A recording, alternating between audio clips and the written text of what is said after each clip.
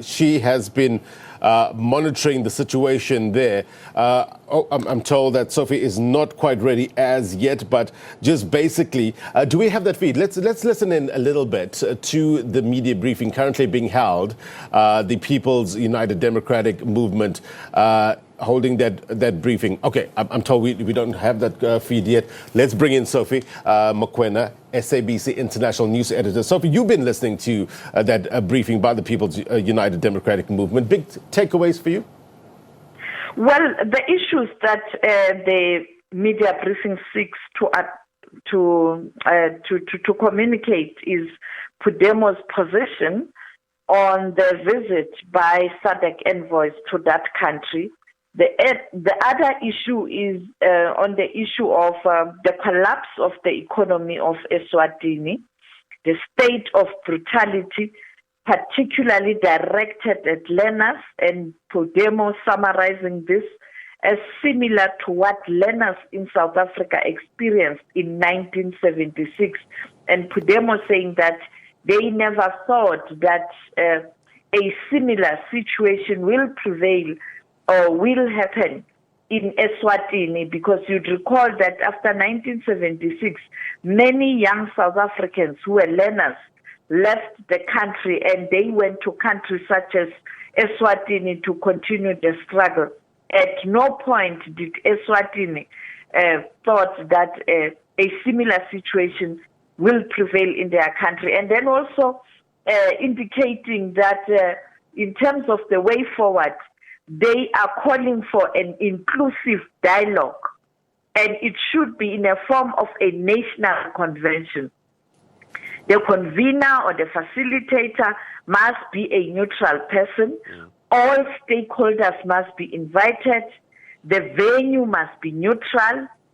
And they are not prepared to start with this process as long as those who are arrested currently are still languishing in jail. Therefore, the first requirement for this to happen is for the release of all those who have been arrested since the protest and prior to the protest.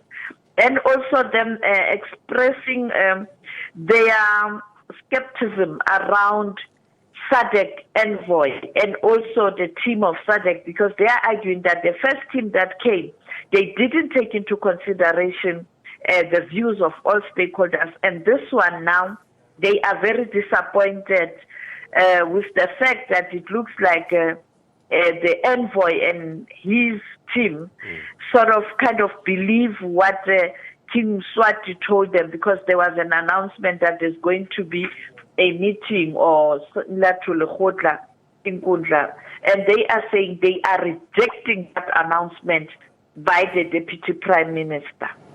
What more are we learning from Eswatini in terms of the feedback from the envoys that have gone there? What is the government saying there as well in response to this? Well, the statement of SADC was quite mild. The only word that makes sense is dialogue.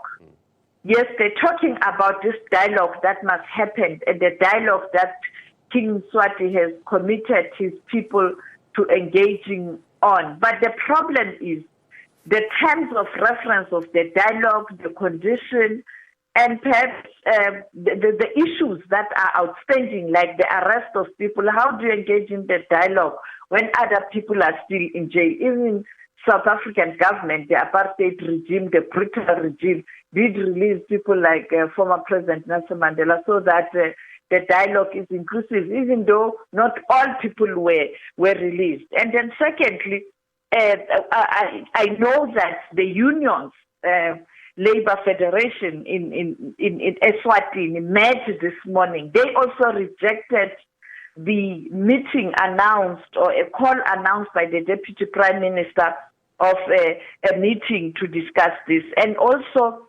taxi, buses, and students will be meeting today. And therefore, it looks like it's a full program of action. And later today, we might have an indication in terms of all these different stakeholders, what they will be doing tomorrow. But clearly, it's a question of aluta continua, the struggle continue. I can't see any of the stakeholders suspending the program of action that they have adopted, and therefore nothing has changed. Yeah, I just wanted to ask you about your thoughts on the state of play currently in Eswatini and how it's going to play out. From what you're hearing from those on the ground, from the authorities that have gone there, from the envoys, how does this end, Sophie? You know what, Blaine, with my little experience with these standoff and the tensions, political tensions in countries, the incumbents tend to be very adamant and arrogant and want to dictate terms. So I'm not surprised that, yes, this meeting and SADC being diplomatic, but I can tell you King Mswati still wants to be in control. There's no way he is going to give away power, the absolute monarch power that he has. And it is just a situation of, we are just buying time and hoping that activists will be tired and there will be division, disgruntlement, and finally it is back to square one, life continues. Because when you see the arrogance of the children of King Mswati on social media, rubbing it in, it speaks to a family that is, living in its own island where it's like they don't see what's happening around them. And King Mswati being King Mswati and really displaying that kingship or the powers of, brutal kings. So I can't see any way forward. And I think SADC will have to continue to find a way in terms of what they are going to do. And also finally, indeed, SADC will not be able to drag this issue for too long, because the collapse of the economy in Eswatini will lead to the citizens of Eswatini going to neighboring countries, and there's going to be pressure.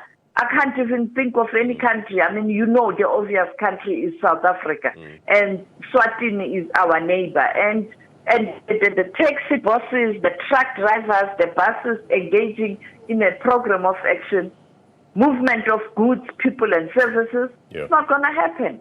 All right. Look, it's a developing story, no doubt. Sophie Mokoena and the international team are on it, on top of this. So keep it locked on to SABC News. We'll get you the very latest. Sophie, as always, we thank you very much indeed for your reporting. As I said, the People's United Democratic Movement holding this media briefing with regard to their view on the latest in Eswatini. The later bulletins will get you much more on this and other news stories as well. The news continues rolling.